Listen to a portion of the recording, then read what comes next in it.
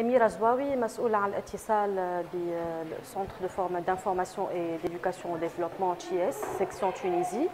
اليوم احنا في قصر السعادة بالمرسى استضافتنا البلدية يعني وعلى رأسها سي معز بوراوي رئيس بلدية المرسى باش يحتضن المكان هذا المكان التاريخي الدورة الأولى يعني c'est un parcours de formation destiné aux cadres et aux élus municipaux ainsi qu'à des représentants des organisations de la société civile.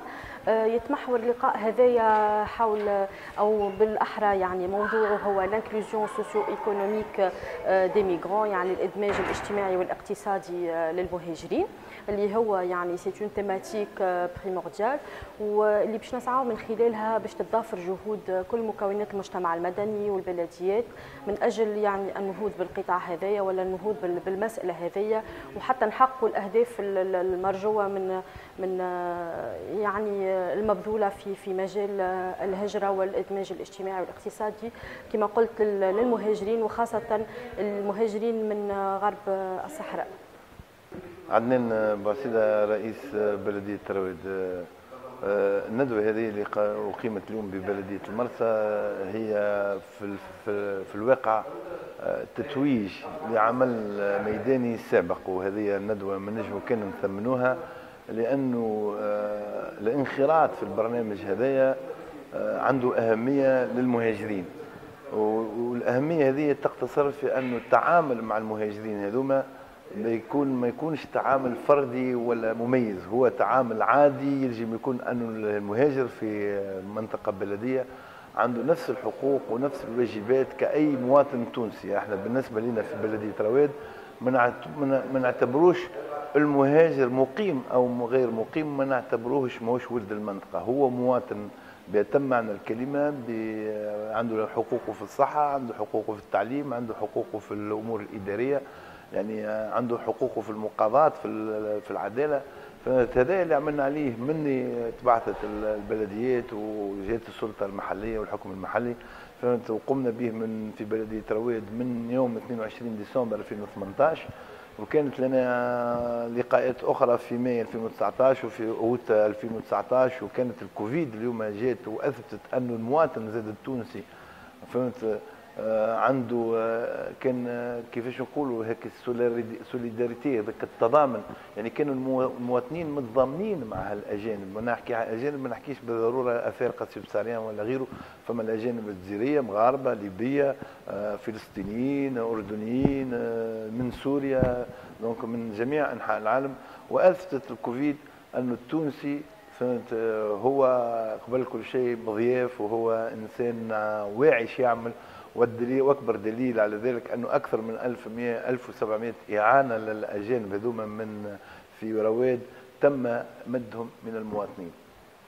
البرنامج نتاعنا المستقبل هو دعم الفكره هذه لجعل مكاتب خاصه لعلاقات خاصه، علاقات مع الاجانب هذوما تكون عندهم خدمات مميزه، تكون عندهم استقبال لهم هما خاص. تقول لي الخوصصه هذه ممكن باش تخلي انه يحسوا العباد انهم بعاد، لا احنا البادره هذه باش هما نقربوهم لينا ويحسوا اللي هما في بلادهم وما يحسوش اللي هما غرباء.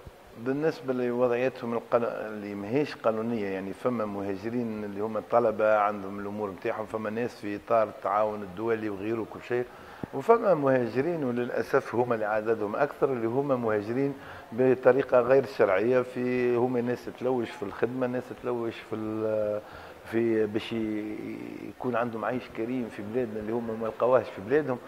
وذاك علاش احنا في المد التضامني هذايا اليوم في الكوفيد 19 المواطنين عاونوهم برشا، على خاطر هما كانوا يخدموا في الكيوسك، كانوا يخدموا في الخضاره، كانوا يخدموا في المرمى، كانوا يخدموا في الخدمات اللي نجم نقولوا التونسي تقولش عليه استعلى عليها وما عادش يحبها. دونك فهمني ما نجمش نقول لك فما برنامج واضح، ما فماش برنامج واضح، على خاطر الامور ما سهله، الامور يلزمها تشريع ويلزمها قوانين ويلزمها برشا حاجات، لكن احنا نمدوا يد المساعده.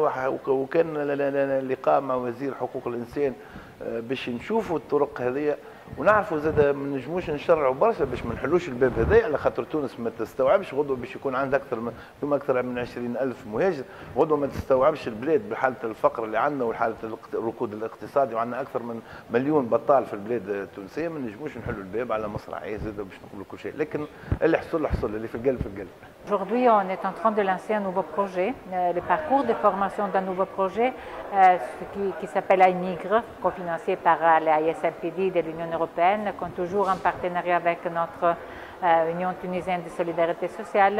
Mais le partenariat s'élargit aux municipalités de la Marsa et Rawed. En fait, c'est un projet qui inclut, dans le programme Ville to Ville, qui inclut le rôle des municipalités dans la gouvernance de la migration. Et pour nous, c'est tout un joli défi, mais aussi de la continuité par rapport aux anciens projets, le projet PINSEC qui a beaucoup travaillé sur la gouvernance de la migration à niveau local, et on le fait avec deux municipalités qui sont très engagées avec les migrants, et ça on l'a vu dans le cadre du Covid, on a beaucoup collaboré ensemble avec les deux municipalités pour mettre en place tout d'abord des formations pour les cadres, les élus et la société civile dans la gouvernance de la migration, qui va aboutir dans des plans d'action élaborés d'une manière participative, l'ouverture d'un guichet migrant dans les deux municipalités, un guichet virtuel mais aussi bien présentiel, ainsi que des journées d'inclusion socio-économique.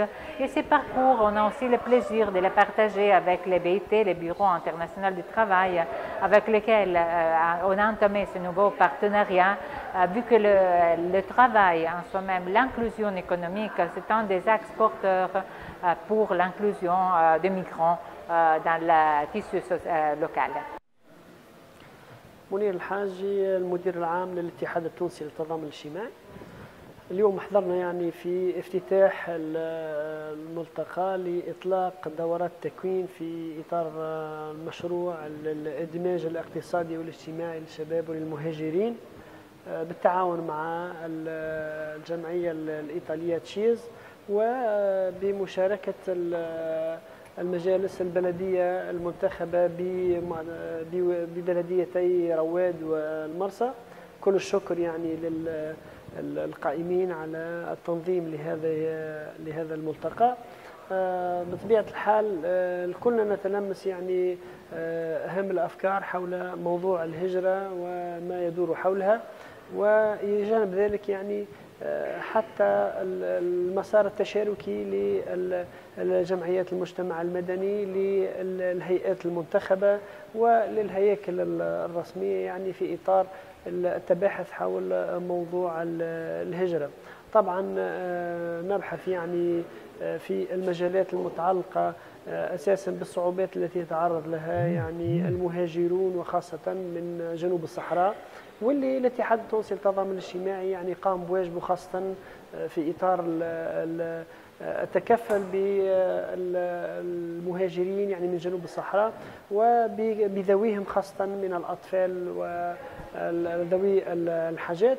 فالاتحاد يعني خلال أزمة الكوفيد قام بالتكفل بتقريبا ما يزيد على 1000 مهاجر، وقدم لهم بعض المساعدات المادية وبعض الطرود وبعض الأدوية وبعض المستلزمات الصحية خاصة في تلك الفترة. طبعا الاتحاد التونسي للتضامن الاجتماعي ما زال يعني على العهد إن شاء الله للعمل سويا مع جميع المنظمات ولتكثيف الجهود يعني الإحاطة بأصدقائنا من المهاجرين اللي وصلوا لتونس، واللي تونس يعني حضن دافئ لهم إن شاء الله. Denis Esmeda, je suis la chef de bureau d'ACMPD en Tunisie, le Centre international de développement des politiques migratoires. En général, on accompagne le gouvernement avec lequel nous sommes associés dans le développement des politiques migratoires, mais aussi avec cette initiative pour laquelle nous sommes réunis aujourd'hui. Nous accompagnons les associations et les municipalités pour l'intégration et pour des migrants, mais aussi pour faire tout un cycle de formation pour la société civile et pour les cadres et les élus de la municipalité. Spécifiquement aujourd'hui, nous sommes à la municipalité de la Marsa et nous allons aussi le faire avec les municipalités de Rawed. الأسعد العبيدي، أستاذ جامعي في مجال الهجرة والعلوم الاجتماعية. هذا البرنامج يندرج في الجهد المبذول لإدماج الاقتصادي والاجتماعي للمهاجرين من خلال تدعيم قدرات السلطات المحلية في التصرف في الهجرة وفي توفير أفضل الظروف لجعل المهاجرين ضيوف في المناطق البلدية وفي المستوى المحلي. ونحن نفكر في جعل البلديات والمدن أصدقاء للمهاجرين، وهذا التكوين في الحقيقة يندرج في هذا المجال. كيف نستقبل المهاجرين، كيف نوفر أفضل الظروف للمهاجرين بمختلف أصنافهم، ليس فقط المهاجرين القادمين إلينا من جنوب الصحراء، ولكن هناك أيضا مهاجرين عرب. كما نفكر في إدماج التونسيين في بلدان الإقامة خارج تونس، يجب أن نفكر أيضا في ضمان حقوق المهاجرين الموجودين في تونس، والانطلاق يكون على المستوى المحلي. الحوكمة المحلية والإدارة المحلية لها دور كبير في إدماج المهاجرين على المستوى الاقتصادي والاجتماعي والثقافي، بما يخلق تماسك اجتماعي أفضل، ويضمن مجتمع له قدرة على قبول الآخر وعلى التعاون والتسامح مع الآخر. لطفي المسعودي، مهندس والمنسق البرامج التنموية بالاتحاد التونسي للتضامن الاجتماعي. اليوم احنا في ايفينمون هو دو لانسمون دان باركور دو فورماسيون في اطار مشروع كي سابيل اي ميغر، لانكلوزيون ميغراسيون انتيغراسيون دو ميغرون في زوز بلديات من تونس الكبرى اللي هما بلدية المرسى وبلدية رواد. المشروع هذا هو يجي كتكملة المشروع الكبير اللي بديناه مدة 3 سنين من 2017 11 ل 2020، وبداية المرحلة هذه لأن هو يعطينا أكثر قرب من الهياكل اللي هي اقرب دو بروكسيميتي لي جروب سيبل نتاعنا اللي هم المهاجرين والشباب والنساء المهددين بالهجره لادماجهم الاقتصادي والاجتماعي. مشينا للبلديات، كان هذه التجربه نموذجيه وان شاء الله تكون ملتيبليكاسيون تاعها في برشا بلديات باش نخدموا مع البلديه كهيكل اللي هو الاقرب للمجتمع ولحاجيات المجتمع نتاعنا، خاصه الفئات المستهدفه من المشروع. باش يكون المشروع هو مشروع مدة 10 أشهر، باش في ان باركور دو فورماسيون لاعضاء البلديات اللي هما اعضاء جدد ما عندهمش خبره خاصه في مجال التعاطي مع الهجره، باش نوفروا لهم ان باركور دو فورماسيون في دي تيماتيك يخصوا الهجره، في الحقوق نتاع المهاجرين، في حاجياتهم، في كيفاش نتعاملوا معاهم، في الميدياسيون لينغويستيك كولتورال معاهم. ومن بعد on va aboutir à la création de 2 antennes ولا de 2 guichets au niveau des 2 municipalités نتاع المرسى ورواد، اللي هو باش يكون مكتب لاكوي، استقبال المهاجرين، الاستماع لهم، توجيههم للخدمات الموجوده في تونس، و تسجيل حاجياتهم والتعاطي معها مع الهياكل المختصه في تونس. هذا الهدف الكبير اللي نحب نوصلوا له. بالطبيعه لو باركور دو فورماسيون باش نأهلوا البلديات هذوما، نأهلوهم باش يكونوا فاعلين ومساهمين في الخطه اللي عاملينها لإسداء الخدمات اللازمه للمهاجرين الموجودين في تونس. Je suis Sébastien Lopeto, je suis le coordonnateur des projets adjoints de l'association pour le leadership et le développement en Afrique, l'ALDA. Et en même temps, je suis le responsable du programme d'appui aux travailleurs migrants en Tunisie, mis en place par l'ALDA. Alors, je suis très heureux de prendre part à ces parcours de formation avec le TIS et l'ITS sur l'intégration et la gouvernance des migrants en Tunisie. Alors ces projets est réel, c'est un projet qui trouve son importance à partir du moment où les migrants qui sont en Tunisie aujourd'hui, la plupart d'entre eux ne savent pas quels sont les services par exemple qui sont octroyés au niveau des municipalités, par exemple, d'où ce projet est venu justement mettre en lien la population migrante avec l'État tunisien en passant par les municipalités, les autorités municipales, d'où le fait de permettre à ces derniers de pouvoir mieux s'intégrer dans la société tunisienne dans laquelle nous sommes actuellement. Alors voilà, les migrants en Tunisie, comme vous le savez, il y a d'une part les étudiants, il y a d'autre part le travailleur migrant. Et surtout les travailleurs migrants, il y a cette précarité à ces niveaux-là, puisque beaucoup d'entre eux ne disposent pas en tout cas des titres et des séjours appropriés pour pouvoir se rendre, disons, être sur le territoire tunisien. Et c'est cela aussi que ces projets visent aussi plus tard à permettre à ce que, pour qu'il y ait une bonne intégration, il faudrait que la régularisation des migrants s'efface pour que ces derniers aussi aient accès à certains droits dont ils ont justement besoin. Mohamed Belarbi, conseiller technique principal du projet AMEM, appui à la migration équitable pour le Maghreb, un projet de l'Organisation internationale du travail, un projet sous-régional qui est aujourd'hui en Tunisie, au Maroc, en Mauritanie et en Libye. Et c'est un projet financé par la coopération italienne. AMEM est un projet qui est là pour une meilleure protection pour tous les travailleurs, ceux qui viennent au Maghreb et ceux qui partent du Maghreb. Et on travaille sur 3 axes d'intervention, sur les données de la migration du travail.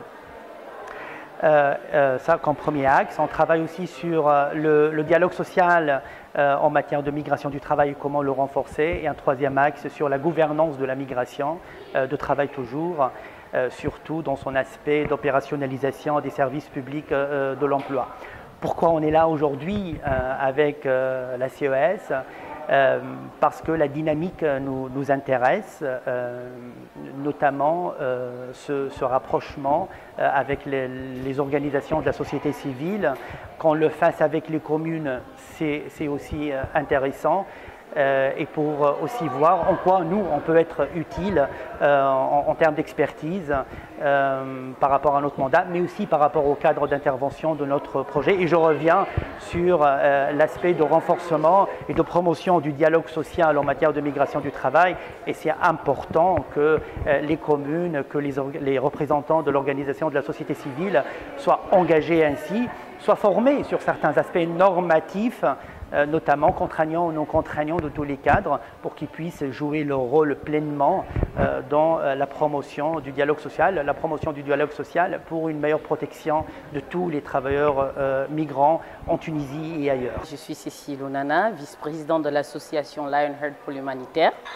Je suis de la société civile.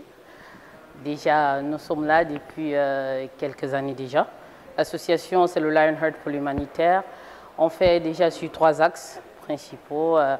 Il y a déjà l'environnement, la protection environnementale, il y a aussi les droits de l'homme et enfin il y a l'humanitaire.